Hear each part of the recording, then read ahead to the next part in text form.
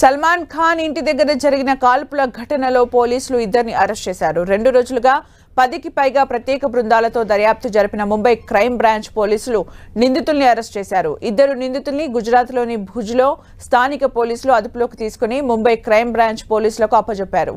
నిందితులిద్దరిని బీహార్కు చెందిన విక్కీ గుప్తా, సాగర్ పాల్గా గుర్తించారు. వారిద్దరూ లారెన్స్ బిష్నోయ్ గ్యాంగ్లో సభ్యులని పోలీసులు తెలిపారు. హెల్మెట్లతో ముఖం కవర్ చేసుకుని దుండగులు బైక్పై వచ్చి 4 రౌండ్లు కాల్పులు జరిపినట్టు దర్యాప్తులో తేలింది. 2 రోజుల క్రితం సల్మాన్ ఖాన్ ఇంటి దగ్గర ఉదయం పూట దుండగులు కాల్పులు జరపడం సంచలనంగా మారింది. సల్మాన్ ముంబైలోని బాంద్రా ప్రాంతంలో నివసిస్తున్నారు. ఆయన నివసించే గెలాక్సీ అపార్ట్మెంట్స్ ముందు ఇద్దరు దుండగులు 4 రౌండ్ల కాల్పులు జరిపారు.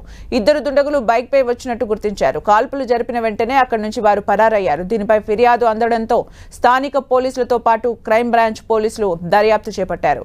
కాల్పులు జరిగిన కొన్ని గంటల తర్వాత లారెన్స్ బిష్నోయ్ గ్యాంగ్ కాల్పులకు బాధ్యత వహిస్తూ సోషల్ మీడియాలో పోస్టు చేసింది. కాల్పులు జరిపింది తామేనని లారెన్స్ బిష్నోయ్ సోదరుడు అనుమోల్ బిష్నోయ్ చెప్పాడు.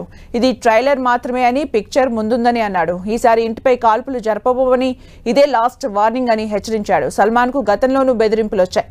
గతేడాది మార్చిలో సల్మాన్ ను బెదిరిస్తూ ఈమెయిల్స్ రావడంతో ఆయన పోలీసులకు ఫిర్యాదు చేశారు. దీనిపై విచారణ జరిపిన ముంబై పోలీసులు గ్యాంగ్స్టర్లు లారెన్స్ బిష్నోయ్, గోల్డీ బ్రార్ ఎఫ్ఐఆర్ నమోదు చేశారు. ఎన్ఐఏ దర్యాప్తులో సైతం గ్యాంగ్స్టర్లు సల్మాన్ ను టార్గెట్ చేస్తున్నట్టు తెలిసింది. దీంతో మహారాష్ట్ర ప్రభుత్వం ఆయన భద్రతను పెంచింది. సల్మాన్ కు వైప్లెస్ భద్రత కేటాయించింది. అలాగే సల్మాన్ కు గన్ లైసెన్స్ మంజూరు చేసింది. అప్పటి నుంచి ఇద్దరు సాయుధ గార్డులు సల్మాన్ కు భద్రత ఇస్తున్నారు. కృష్ణ జింకలను వేటాడిన కేసు విచారణ సమయంలో లారెన్స్ బిష్నోయ్ సల్మాన్ పై విమర్శలు చేశారు. బిష్నోయ్ల మనోభావాలను సల్మాన్ దెబ్బతీశాడని ఆరోపించాడు.